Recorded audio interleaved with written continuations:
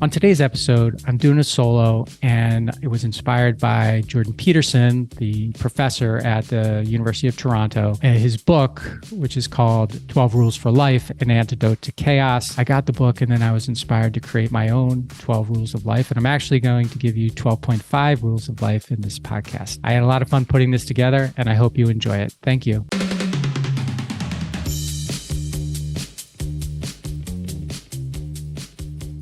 Hey, everybody. Welcome back to the How Did It Happen podcast. I'm Mike, and thanks for joining me for another one of my solo episodes. And today I am channeling Jordan Peterson. This is the book that I'm channeling.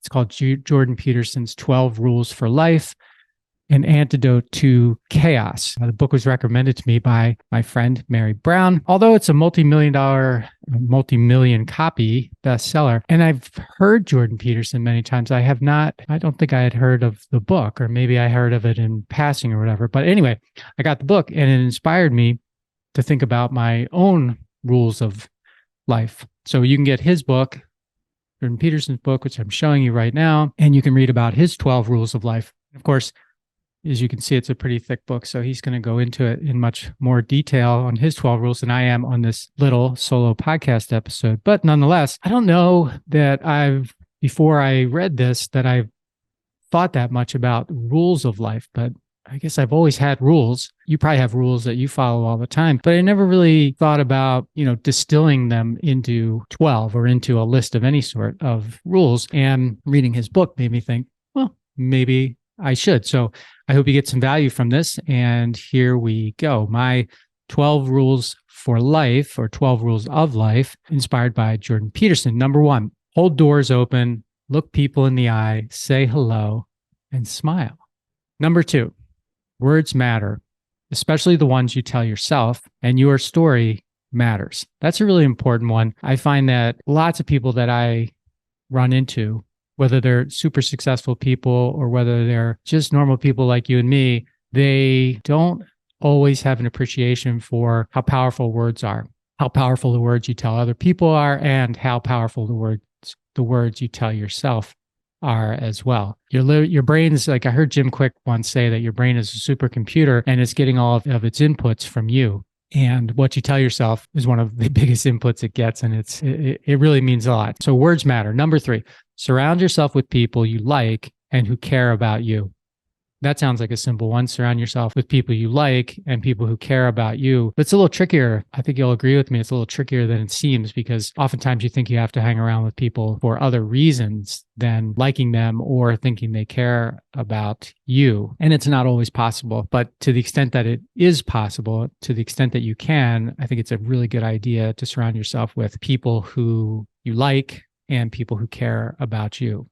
I mean, you want to talk about preserving and gaining energy. I think that's one of the best ways to do it. Number 4, progress, not perfection. I got that from Dan Sullivan at the Strategic Coach program. He says that all the time, progress, not perfection. We've all heard that perfection is impossible, but yet a lot of times, I don't know about you, but I still strive for perfection because I confuse perfection with wanting to be as good as I can possibly be.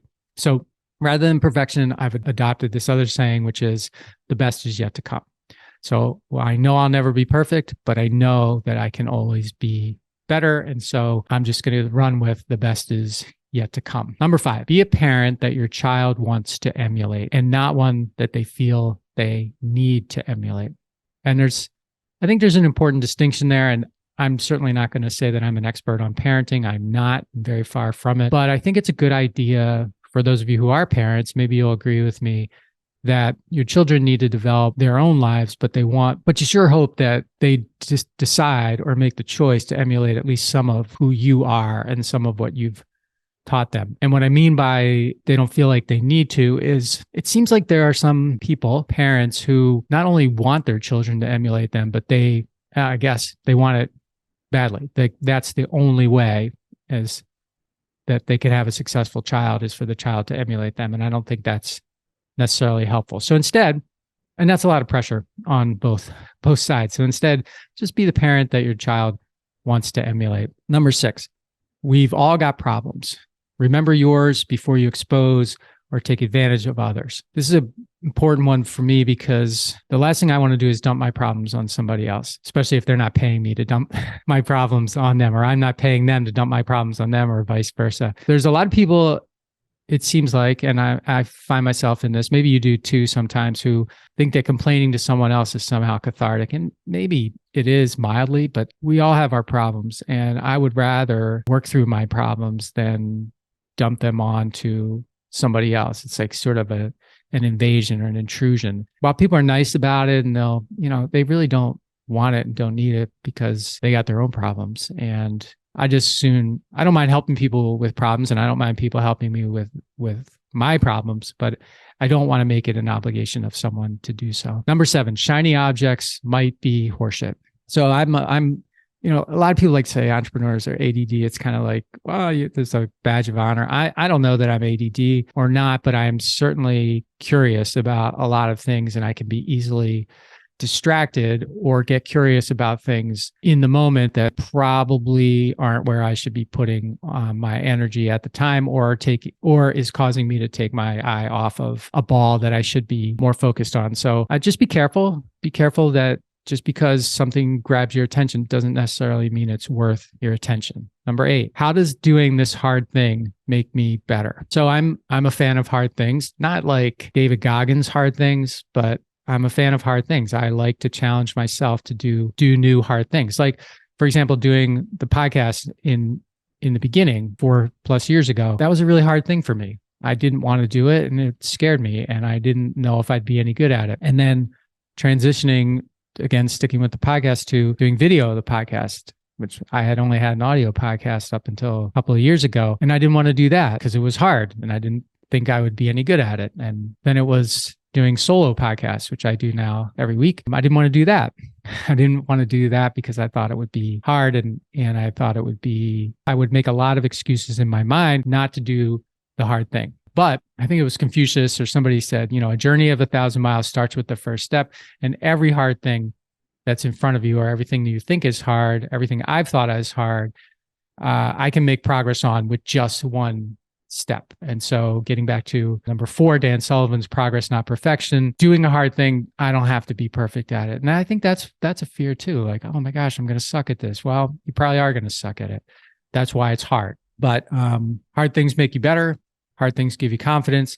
Hard things generate progress. Hard things make you feel good about yourself, and hard things probably make you more valuable to the world. Number 9, all progress starts with the truth. That is another Dan Sullivanism, and one that I use all the time now because it's just so damn true. It's like dumb true, like duh.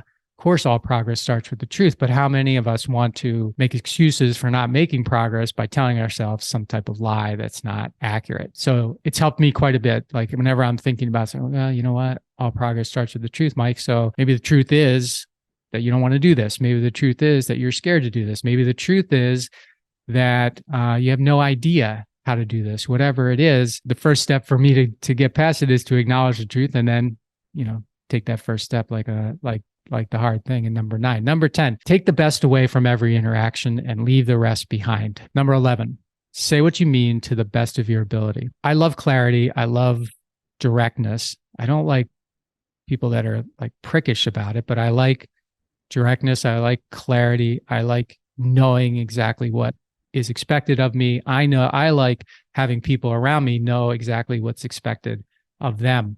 And so many of us don't want to say what we mean exactly because we want to kind of nuance either a way out of it, or 2, a way out of it if the other person doesn't like it, for example, or gets mad about it. 2, a way for us to say, well, yeah, I told you that. And it's like, no, you didn't tell me that. My wife gets me on that all the time because I'm not always clear with her, because it's clear in my mind, but it's not clear coming out of my mouth. And it needs to be. I need to say what I mean to the best of my ability. And I think you'd agree with me. Number 12, have fun and be okay with it.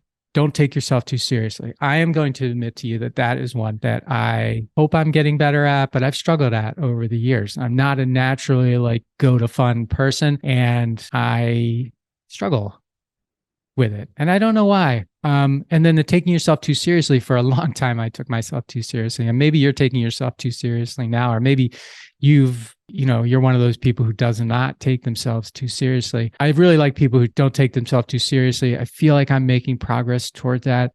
You tell me if you think differently, but I think it's one of the rules of life that I either am living by or I am certainly aspiring toward. And here's a bonus. Here's my 12.5 rule of life. And that is pay attention to what's in front of you and be kind to whatever that is. Again, to the best of your ability.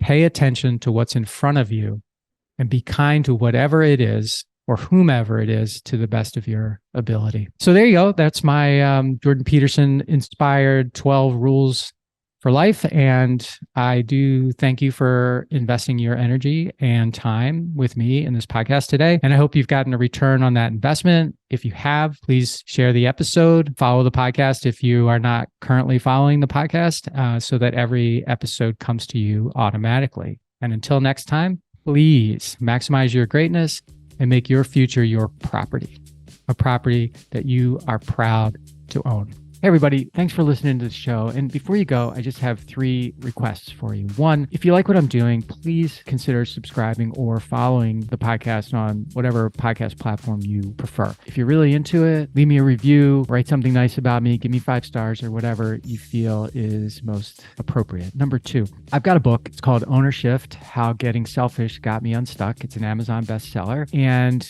I'd love for you to read it or listen to it on Audible or wherever else, Barnes & Noble, Amazon. You can get it everywhere. If you're looking for inspiration that will help you unlock your greatness and potential, order or download it today so that you can have your very own copy. And if you get it, please let me know what you think. Number 3, my newsletter. I do a newsletter every Thursday, and I talk about things that are interesting to me or I give more information about the podcast and the podcast guests that I've had and the experiences that I've had with them. You can sign up for the podcast today at my website, which is my name, MikeMalatesta.com. You do that right now, put in your email address, and you'll get the very next issue. The newsletter is short, thoughtful, and designed to inspire, activate, and maximize the greatness in you.